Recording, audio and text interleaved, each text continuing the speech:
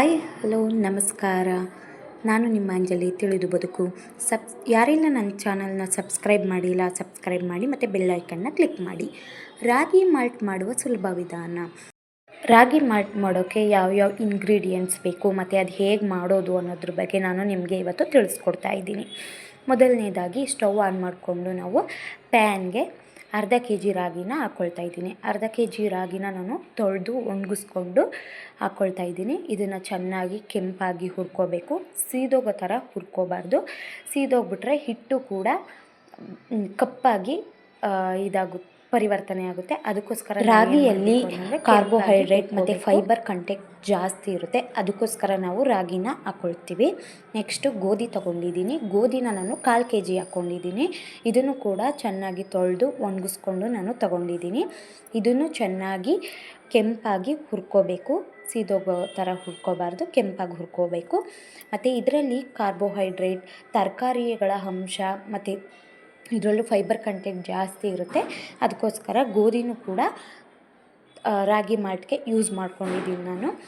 ಇದನ್ನು ಚೆನ್ನಾಗಿ ಹುರ್ಕೊಂಡು ರಾಗಿ ಜೊತೆ ಮಿಕ್ಸ್ ಮಾಡ್ಕೊಳ್ಳೋಣ. ನೆಕ್ಸ್ಟು ಅಕ್ಕಿ. ನಾನು ಕೆಂಪಕ್ಕಿ ತೊಗೊಂಡಿಲ್ಲ, ಕೆಂಪಕ್ಕಿ ನನಗೆ ಸಿಗಲಿಲ್ಲ. ಅದಕ್ಕೋಸ್ಕರ ನಾನು ಮನೇಲಿ ಯೂಸ್ ಮಾಡೋ ಅಕ್ಕಿನ ತಗೊಂಡಿದ್ದೀನಿ. ಇದನ್ನು 1/4 ಕೆ ಜಿ ತೊಗೊಂಡಿದ್ದೀನಿ ನಾನು. ಇದನ್ನು ಚೆನ್ನಾಗಿ ಕೆಂಪಾಗಿ ಹುರ್ಕೊಂಡು ನಾವು ರಾಗಿ ಜೊತೆ ಮಿಕ್ಸ್ ಮಾಡ್ಕೋಬೇಕು. ಅಕ್ಕಿಯಲ್ಲಿ ಅಕ್ಕಿ ಕೊಲೆಸ್ಟ್ರಾಲನ್ನು ಕಡಿಮೆ ಮಾಡುತ್ತೆ. ದೇಹದಲ್ಲಿನ ಕೊಲೆಸ್ಟ್ರಾಲನ್ನು ಇದು ಕಡಿಮೆ ಮಾಡುತ್ತೆ. ಅದಕ್ಕೋಸ್ಕರ ಇದನ್ನು ತೊಗೊಂಡಿದ್ದೀನಿ ನಾನು. ನೆಕ್ಸ್ಟು ರಾಗಿ ಮಾಡೋಕ್ಕೆ ನಾನು ಹಸಿರು ಕಾಳನ್ನು ಹಾಕ್ಕೊಳ್ತಾ ಇದ್ದೀನಿ. ಹಸಿರು ಕಾಳನ್ನು ನಾನು 100 ಗ್ರಾಮ್ ತೊಗೊಂಡಿದ್ದೀನಿ. ಅರ್ಧ ಕೆ ಜಿ ರಾಗಿಗೆ 100 ಗ್ರಾಮ್ ಹಸಿರು ಕಾಳನ್ನು ತೊಗೊಂಡಿದ್ದೀನಿ.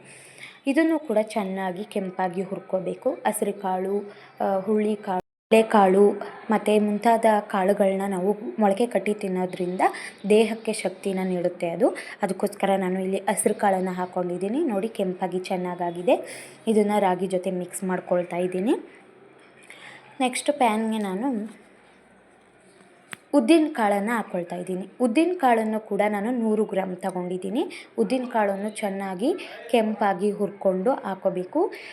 ಯಾವುದೇ ಒಂದು ಪ್ರತಿಯೊಂದು ಕಾಳಾದರೂ ಸರಿ, ಇಲ್ಲ ರಾಗಿ, ಗೋಧಿ ಮುಂತಾದ ನಾವು ಏನೇನು ಪದಾರ್ಥ ಹಾಕ್ತೀವಿ ಅದನ್ನೆಲ್ಲ ನಾವು ಚೆನ್ನಾಗಿ ಹುರ್ಕೊಂಡು ಹಾಕ್ಕೊಳ್ಳೋದ್ರಿಂದ ಹಿಟ್ಟು ಚೆನ್ನಾಗಿರುತ್ತೆ. ನೀವು ಎಷ್ಟು ದಿನ ಮಡಗಿದ್ರೂ ಏನೂ ಆಗೋಲ್ಲ.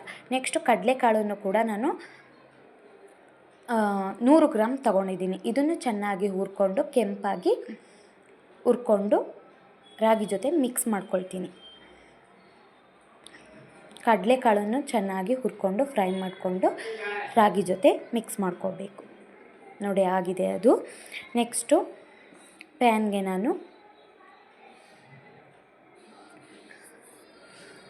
ಹುರುಳಿಕಾಳನ್ನು ಹಾಕ್ಕೊಳ್ತಾ ಇದ್ದೀನಿ. ಹುರುಳಿಕಾಳು ಕೂಡ ನಾವು ಮೊಳಕೆ ಕಟ್ಟಿ ತಿಂತೀವಿ ಅಲ್ವಾ, ಅದಕ್ಕೋಸ್ಕರ ನಾನು ಇದ್ರ ಜೊತೆನೂ ಮಿಕ್ಸ್ ಮಾಡ್ಕೊಳ್ತಾ ಇದ್ದೀನಿ. ರಾಗಿ ಮಾಲ್ಟ್ಗೂ ಕೂಡ ಹುರುಳಿ ಹಾಕೋದ್ರಿಂದ ಅದರಲ್ಲಿರೋ ಶಕ್ತಿ ನಮಗೆ ಜಾಸ್ತಿ ಆಗುತ್ತೆ. ಅದಕ್ಕೋಸ್ಕರ ನಾನು ರಾಗಿ ಮಾಲ್ಟ್ಗೆ 50 ಗ್ರಾಮ್ ಹುರುಳಿಕಾಳನ್ನು ಹಾಕ್ಕೊಂಡಿದ್ದೀನಿ. ಹುರುಳಿಕಾಳನ್ನು 50 ಗ್ರಾಮ್ ಹಾಕ್ಕೊಂಡಿದ್ದೀನಿ ಅರ್ಧ ಕೆ ಜಿ ರಾಗಿಗೆ. ಇದನ್ನು ಕೂಡ ಚೆನ್ನಾಗಿ ಕೆಂಪಾಗಿ ಹುರ್ಕೊಂಡು ನಾನು ರಾಗಿ ಜೊತೆ ಮಿಕ್ಸ್ ಮಾಡ್ಕೊಳ್ತಾ ಇದ್ದೀನಿ. ಹೀಗೆ ಎಲ್ಲ ಕಾಳುಗಳನ್ನು ನೀವು ಹಾಕೋದ್ರಿಂದ ರಾಗಿ ಮಾಲ್ಟಲ್ಲಿ ಮಾಡಿಕೊಂಡು ಅದನ್ನು ಹಾಲಿನ ಜೊತೆ ಮಾಡ್ಕೊಂಡು ಕುಡಿಯೋದ್ರಿಂದ ತುಂಬ ದೇಹಕ್ಕೆ ಅದು ಶಕ್ತಿನ ನೀಡುತ್ತೆ. ನೆಕ್ಸ್ಟು ಕಡಲೆ ಬೀಜ ಹಾಕ್ಕೊಂಡಿದ್ದೀನಿ. ಕಡಲೆ ಬೀಜನ ನಾನು 100 ಗ್ರಾಮ್ ಯೂಸ್ ಮಾಡ್ತಾಯಿದ್ದೀನಿ ಅರ್ಧ ಕೆ ಜಿ ರಾಗಿಗೆ. ನೋಡಿ, ಚೆನ್ನಾಗಿ ಹುರ್ಕೋಬೇಕು. ಇದನ್ನು ಕೂಡ ಚೆನ್ನಾಗಿ ಕೆಂಪಾಗಿ ಹುರ್ಕೊಂಡು ರಾಗಿ ಜೊತೆ ಮಿಕ್ಸ್ ಮಾಡಬೇಕು. ರಾಗಿ ಜೊತೆ ಮಿಕ್ಸ್ ಮಾಡೋಕ್ಕೂ ಮೊದಲು ಇದನ್ನು ಸಪ್ರೇಟ್ ಒಂದು ಪ್ಲೇಟ್ಗೆ ಹಾಕ್ಕೊಂಡು ಅದರ ಸಿಪ್ಪೆ ಎಲ್ಲ ತೆಗೆದ್ಬಿಟ್ಟು ಆಮೇಲೆ ನಾವು ರಾಗಿ ಜೊತೆ ಹಾಕ್ಕೊಂಡು ಅದನ್ನು ಹಿಟ್ಟನ್ನು ರುಬ್ಬಿಸ್ಬೇಕು. ನೋಡಿ, ಸಪ್ರೇಟ್ ಪ್ಲೇಟ್ಗೆ ಹಾಕ್ಕೊಳ್ತಾ ಇದ್ದೀನಿ ನಾನು. ಅದು ಸಿಪ್ಪೆ ತೆಗೆದು ಹಾಕ್ಕೊಳ್ಳೋದ್ರಿಂದ ಏನಾಗುತ್ತೆ ಅಂತಂದರೆ ಹಿಟ್ಟು ಚೆನ್ನಾಗಿರುತ್ತೆ, ಅದು ಹೊಟ್ಟಾಗಲ್ಲ. ಹೊಟ್ಟು ಬಾಯಿಗೆ ಸಿಗಬಾರ್ದು ಅನ್ನೋದಕ್ಕೋಸ್ಕರ ನಾನು ಸಿಪ್ಪೆ ತೆಗೆದಿದ್ದೀನಿ. ನೆಕ್ಸ್ಟು ಬಾಣಲಿಗೆ ನಾನು ಎಳ್ಳನ್ನು ಹಾಕ್ಕೊಂಡಿದ್ದೀನಿ. ಎಳ್ಳು 50 ಗ್ರಾಮ್ ಹಾಕ್ಕೊಂಡಿದ್ದೀನಿ ನಾನು. ಎಳ್ಳು ಏನಕ್ಕೆ 50 ಗ್ರಾಮ್ ಹಾಕ್ಕೊಂಡಿದ್ದೀನಿ ಅಂತ ಅಂದರೆ ಅದು ಎಣ್ಣೆ ಬಿಡುತ್ತೆ, ಎಣ್ಣೆ ಅಂಶ ಅದರಲ್ಲಿ ಜಾಸ್ತಿ ಇರುತ್ತೆ. ಅದಕ್ಕೋಸ್ಕರ 50 ಗ್ರಾಮ್ ಯೂಸ್ ಮಾಡ್ತಾಯಿದ್ದೀನಿ. ಎಳ್ಳು ಏನಕ್ಕೆ ಹಾಕ್ಕೊಂಡಿದ್ದೀನಿ ಅಂತ ಅಂದರೆ ಮನುಷ್ಯನಲ್ಲಿನ ಮೂಳೆಗಳಲ್ಲಿ ಕ್ಯಾಲ್ಶಿಯಮ್ ಕಮ್ಮಿ ಆಗ್ತಾ ಬರ್ತಾಯಿದೆ ಈಗಿನ ಜನ್ರೇಷನಲ್ಲಿ ಕ್ಯಾಲ್ಶಿಯಂ ಕಮ್ಮಿ ಆಗೋದ್ರಿಂದ ನಾನು ಎಳ್ಳನ್ನು ಯೂಸ್ ಮಾಡ್ತಾಯಿದ್ದೀನಿ. ನೆಕ್ಸ್ಟು ಗೋಡಂಬಿನ ನಾನು 100 ಗ್ರಾಮ್ ತೊಗೊಂಡಿದ್ದೀನಿ. ಗೋಡಂಬಿನೂ ಕೂಡ ಹೀಗೆ ಚೆನ್ನಾಗಿ ಹುರ್ಕೊಂಡು ನಾವು ಕೆಂಪಾಗಿ ಹುರ್ಕೊಂಡು ನಾವು ರಾಗಿ ಜೊತೆ ಮಿಕ್ಸ್ ಮಾಡ್ಕೋಬೇಕು. ಗೋಡಂಬಿನ ಚೆನ್ನಾಗಿ ಕೆಂಪಾಗಿ ಹುರ್ಕೊಳ್ಳೋದ್ರಿಂದ ಹಿಟ್ಟು ಹಾಳಾಗೋದಿಲ್ಲ. ಅದಕ್ಕೋಸ್ಕರ ಚೆನ್ನಾಗಿ ಗೋಡಂಬಿ ಡ್ರೈ ಫ್ರೂಟ್ಸ್ಗಳನ್ನು ಕೂಡ ಚೆನ್ನಾಗಿ ಹುರ್ಕೊಂಡು ನಾವು ಹಾಕ್ಕೋಬೇಕು. ನೋಡಿ, ಗೋಡಂಬಿ ಆಯಿತು,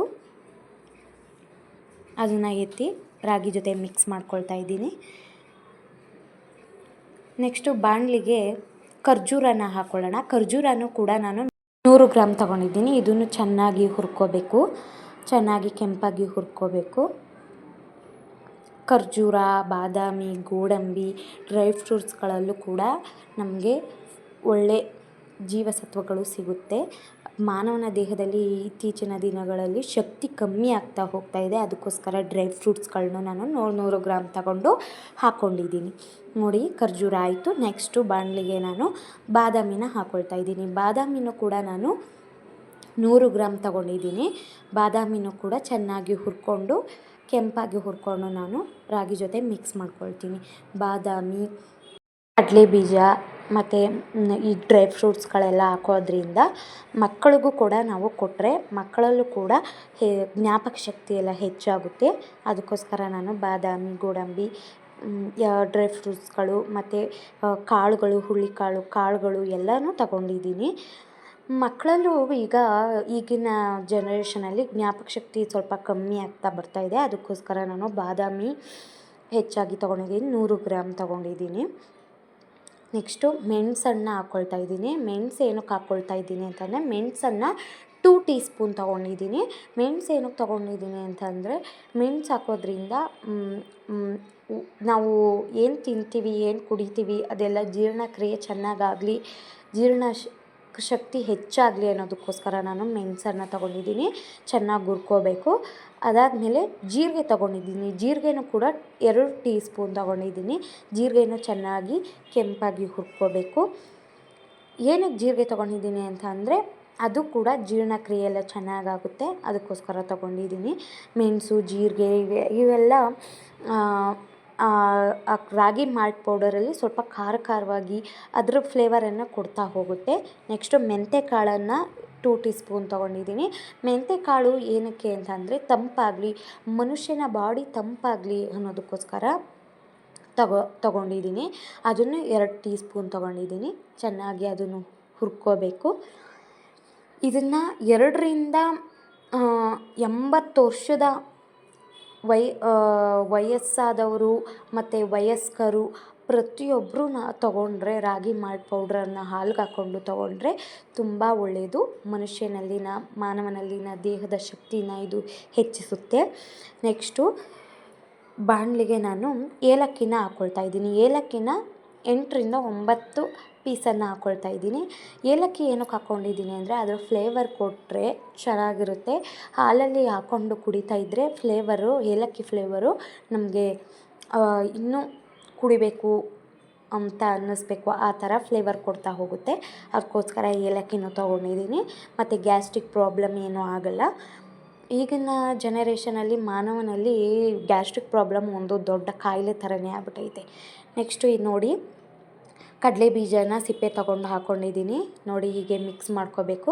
ಸ್ವಲ್ಪ ಆರಿದ ನಂತರ, ಇದೆಲ್ಲ ಬಿಸಿ ಆರಿದ ನಂತರ ರಾಗಿ ಮಿಷಿನಲ್ಲಿ ನೀವೆಲ್ಲಿ ಮಿಲ್ಲಲ್ಲಿ ಇದು ಮಾಡಿಸ್ತೀರೋ ಅಲ್ಲಿ ಇದನ್ನು ಹಸಿಟ್ಟನ್ನು ಬಿಡಿಸ್ಕೊಂಡು ನೀವು ಯೂಸ್ ಮಾಡ್ಕೋಬೋದು.